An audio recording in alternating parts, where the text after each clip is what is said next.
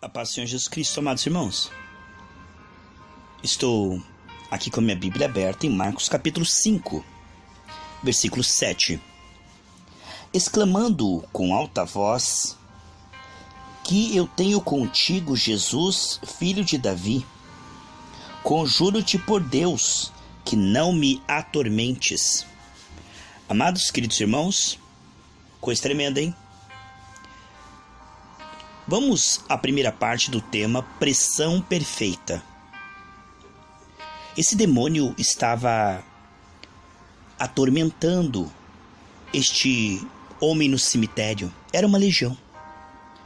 Nós podemos ver que o capítulo 5 de Marcos vem logo após o que aconteceu no capítulo 4, aonde o demônio, por medo que Jesus chegasse no cemitério e expulsasse a legião, tentou impedi-lo de chegar a Gadarra, colocando uma tempestade no mar. Jesus discerniu que aquilo não era do pai dele. Muitas pessoas dizem que nem uma folha cai da árvore se não for permissão de Deus. Isso na vida daqueles que amam ao Senhor, porque este mundo jaz no maligno. Jesus discerniu que isso não era o pai, não era a vontade do pai. Era uma obra do diabo para ser resistida. Precisamos discernir. Quando a Bíblia diz em Tiago 4, 6, 7, resistir ao diabo, depois de você se sujeitar a Deus, fala que estamos numa batalha espiritual. Quando Jesus foi lá e expulsou a febre da sogra de Pedro, ele não disse: é a vontade do meu pai, é Deus tratando. Não, ele discerniu que era o diabo e expulsou a febre. Jesus vivia fazendo a vontade do pai. Portanto, vemos que Jesus discernia o que era Deus e o que era o diabo matando, roubando e destruindo.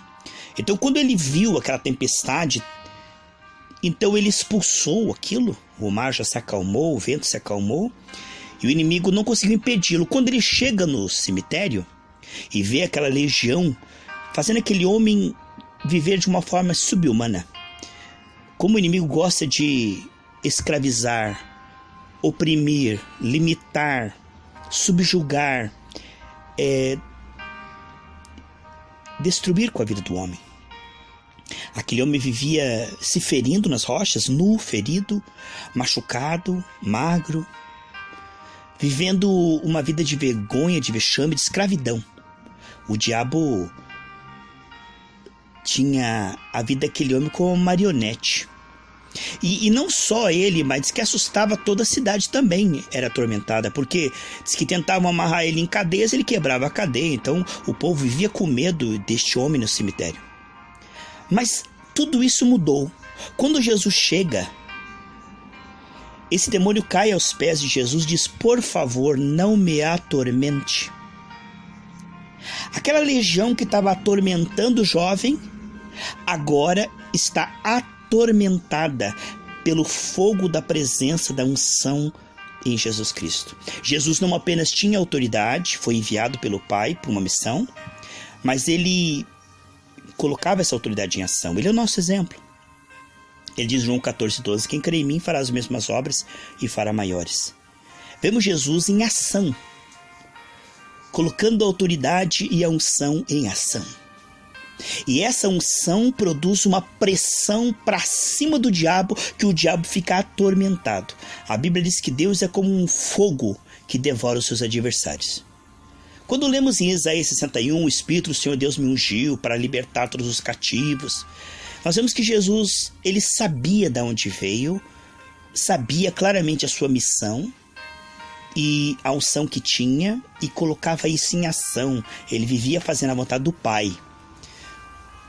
E ele nos ensina, e o Espírito que está em nós também nos ensina, essa unção nos ensina. O que vemos sem dúvida é que essa unção maravilhosa, ela é a maior força, o poder soberano de todo o universo. Nós podemos ver aqui em Isaías, capítulo 25, versículo 4, foste a fortaleza do pobre e a fortaleza do necessitado, na sua angústia, refúgio contra a tempestade e sombra contra o calor, porque a fúria dos tiranos é como a tempestade contra o muro. Veja só a pressão que o diabo exerce. É menor do que a pressão da unção para cima do diabo. O Senhor diz em Lucas 10, 19 e 20, eis aí que vos dou poder, autoridade, exousia, sobre toda a força, todo o dunamis do diabo, né? O que ele está dizendo é que o poder de Deus é maior. A lei do Espírito de vida é muito maior. Não é que o diabo e Deus sejam 50-50 numa queda de braço. De maneira alguma. O Senhor é criador onipotente, o diabo é criatura derrotada. Em Hebreus 2,14 diz que o poder do diabo foi quebrado na cruz. Amém, amados? Então o que vemos sem dúvida aqui é que nós podemos usar um exemplo. Um carro muito pesado passa numa rua mal feita. E a pressão daquele carro, o peso daquele carro, ele causa uma pressão sobre aquele asfalto e cria uma depressão, um afundamento, um esmagamento. Então a pressão gera uma opressão e essa opressão gera uma depressão, um afundamento, um esmagamento. É assim que funciona o reino espiritual desde a queda. Nós somos feitos um pouco menor que os anjos, é o que diz o Salmo 8. E o diabo, nossa luta não é contra a carne e o sangue, mas contra o diabo, ele procura levar as pessoas à depressão, ao esmagamento, ao desânimo. Ele procura provar que a pessoa ela está em apuros, derrotado, sem Deus, que Deus não se importa, quando na verdade isto é ele que está em apuros, derrotado, sem Deus. Nós em Cristo somos mais que vencedores. Por um período José foi provado, até Deus deu um sonho dele reinar e de repente ele estava preso em cadeias. Por um tempo nós somos provados, mas durante todo aquele tempo José se lembrava do sonho que Deus havia dado. Como diz Jeremias, quando a cidade foi toda queimada por desobediência de Israel, ele escreve o livro de Lamentações, lá no capítulo 3 ele diz: eu quero trazer à memória o que me dá esperança. O que vemos sem dúvida, amados e queridos irmãos, é que o inimigo está aí matando, roubando e destruindo. Esse é o mundo que jaz no maligno. E ele não sofre nenhuma oposição do homem, porque o homem, na sua condição humana, ele tenta psicologicamente, ele tenta emocionalmente, ele tenta fisicamente, mas ele é oprimido. Nós não somos páreo para o diabo na carne.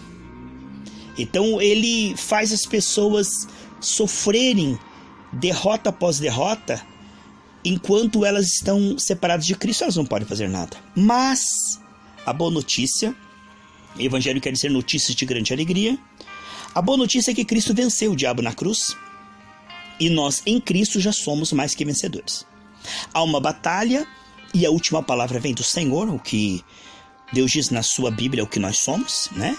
Há uma batalha em andamento e precisamos partir de uma vitória, sabendo que lá na cruz Jesus diz: está consumado, e Ele está conosco, né? Maior é aquele que está conosco, que está em nós, do que aquele que está no mundo.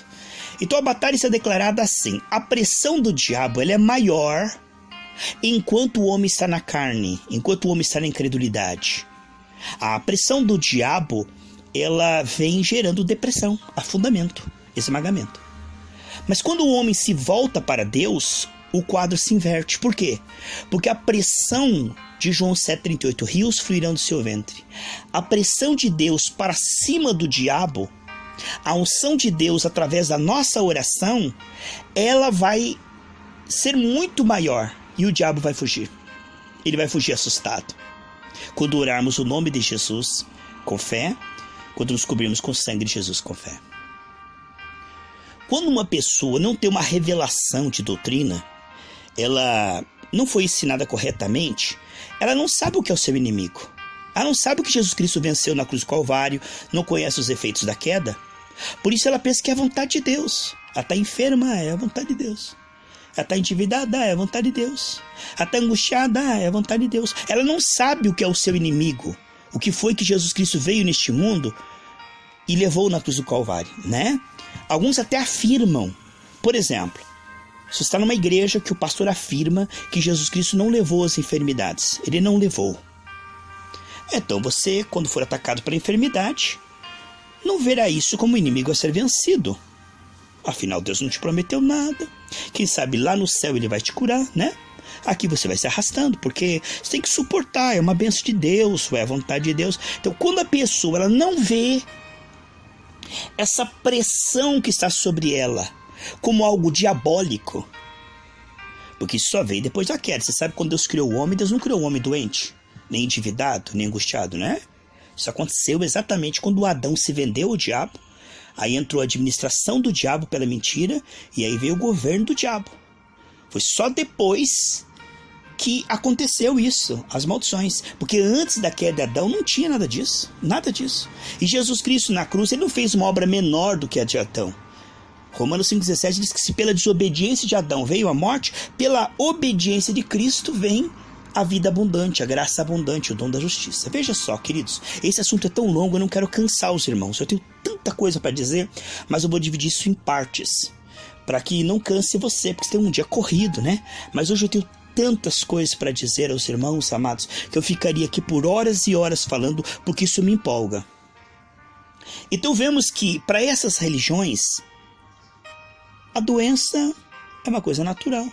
Se você não vê aquilo como um inimigo, e não vê aquilo como algo que Deus te deu autoridade sobre, se você não entende que Jesus na cruz venceu, e se você não consegue ver que Deus quer destruir isto, então você não vai exercer pressão sobre isso. Você vai deixar que a última palavra seja da doença. Por quê? Porque é uma pressão sobre você. E como nós somos humanos, essa pressão é maior. A medula não produz sangue bom, o sangue está ralo, então a enfermidade vem e toma conta. É uma pressão.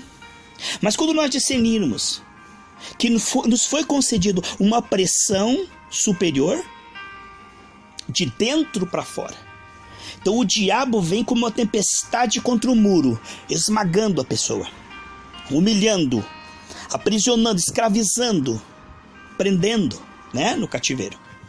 Essa é a pressão de fora para dentro.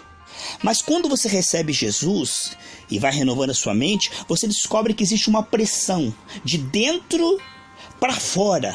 É Deus indo para cima do mal como um fogo consumidor, liberado através da sua fé. O Espírito que habita em você, ele flui para cima do diabo. É uma pressão superior, uma pressão perfeita, uma pressão que o diabo não resiste e vai ter que sair. Você entende? Quando o homem compreende o que lhe pertence no testamento, quando o homem compreende as características dessa plena e poderosa salvação, quando o homem entende que Jesus levou as enfermidades e que ele disse: ide, curai os enfermos, expulsai demônios, né? Quando o homem começa a compreender a doutrina do Novo Testamento, não doutrina de homens, né? Mas doutrina de Cristo, não heresias, mas doutrina de Cristo. A simplicidade do Evangelho, como diz 2 Coríntios capítulo 11, versículo 2 e 3, que nós não sejamos enganados pelos falsos profetas, como a Eva foi enganada pela serpente, e nós vemos sair da simplicidade do Evangelho, né? O evangelho é esse que nós lemos aí.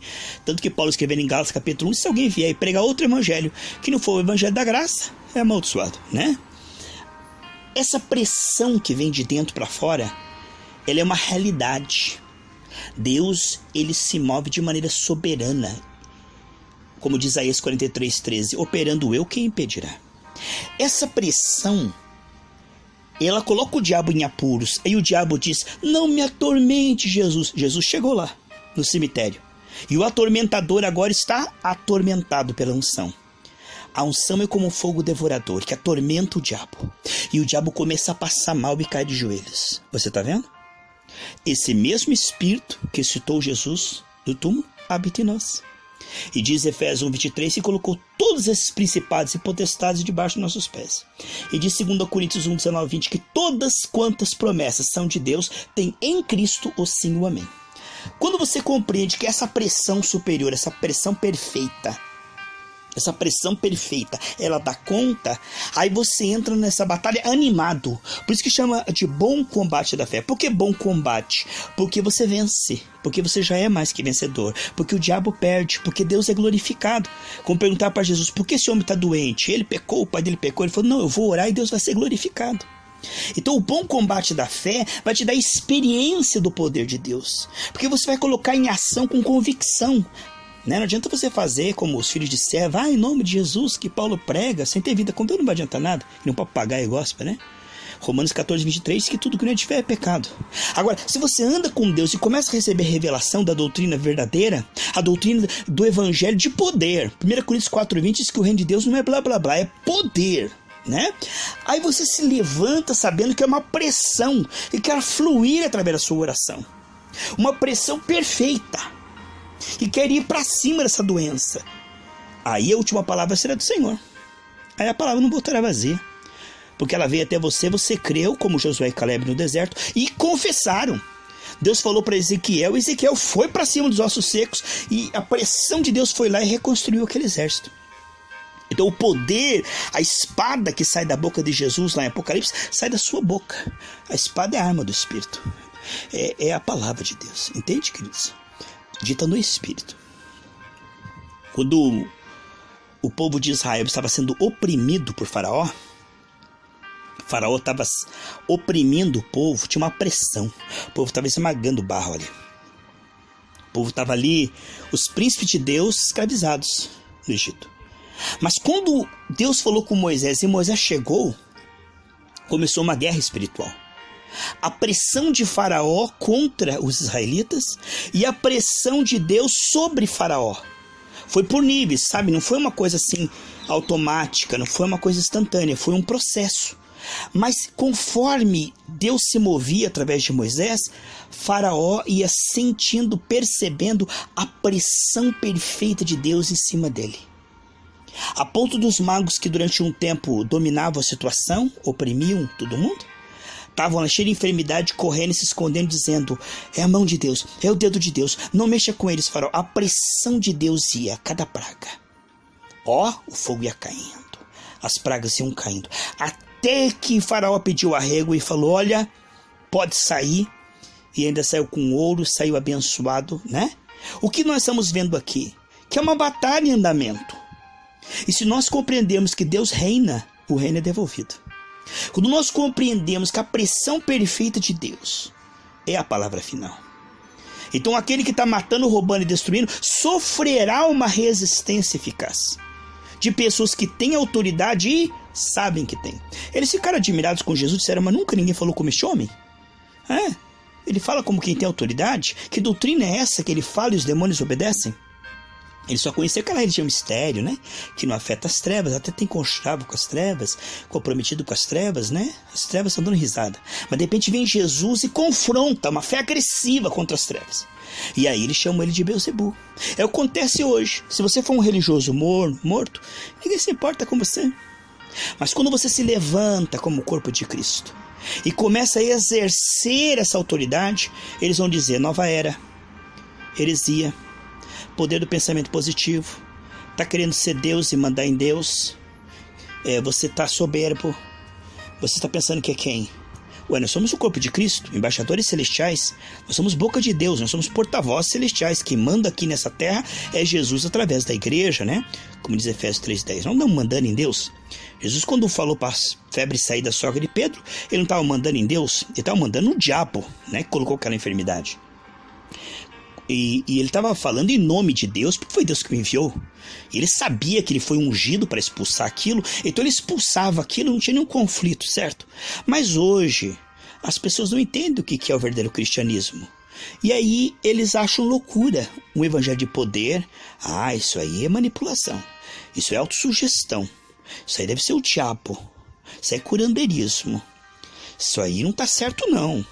Essa pessoa aí deve estar com legião de demônio, né? Mas nós sabemos que a pressão perfeita de Deus, ela quer agir. A pressão de Jeová Jiré quer ir para cima da escassez desde a queda. A pressão de Jeová Rafá, o nosso Pai, quer ir para cima da escassez, da doença, e desfazer a doença para que o nome dele seja glorificado. Porque para isso Jesus se manifestou em carne, para desfazer as obras do diabo. Então nós estamos aqui para manifestar a grandeza de Deus e desfazer as obras do diabo. E as obras do diabo devem ser conhecidas, porque senão nós pensamos: será que é Deus? Será que é por acaso? Qual é o meu inimigo? Nem sei qual é o meu inimigo para dar um tiro nele. Nem sei o que eu devo vencer, né? Apocalipse é o que vencer? Vencer o pecado, vencer a carne, vencer os efeitos do pecado, vencer o diabo, o mundo, né? Mundanismo. Esse tema é muito vasto, amados. Eu não vou poder continuar agora para não cansar os irmãos. Eu pretendo acabar em 20 minutos, mas a gente vai continuar esse tema. E eu creio que vai ajudar bastante pessoas a se levantar como pessoas que sabem que a pressão perfeita está fluindo.